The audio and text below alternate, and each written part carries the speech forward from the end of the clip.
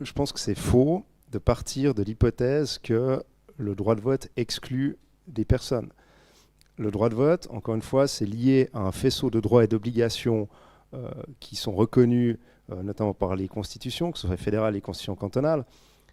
Et quelque part, le droit de vote, c'est au fond l'aboutissement du processus d'intégration. Et je conçois mal une société qui, dans X années, aurait un nombre de l'ordre de 60-66% que vous citiez, ou 3 personnes sur 4, qui sont installés dans un pays depuis plusieurs années et ne souhaitent pas en devenir citoyennes et citoyens.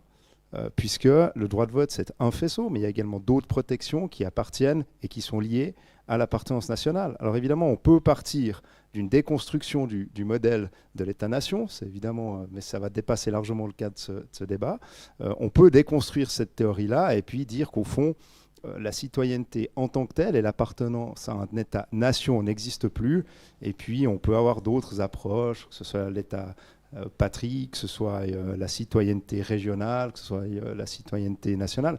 Mais aujourd'hui, et à échéance humaine, je me projette guère au-delà de ma modeste espérance de vie, j'imagine mal qu'on déconstruise complètement la construction de la base de l'État-nation qui est aujourd'hui le système institutionnel qui permet à une bonne partie du monde de fonctionner et de fonctionner sereinement.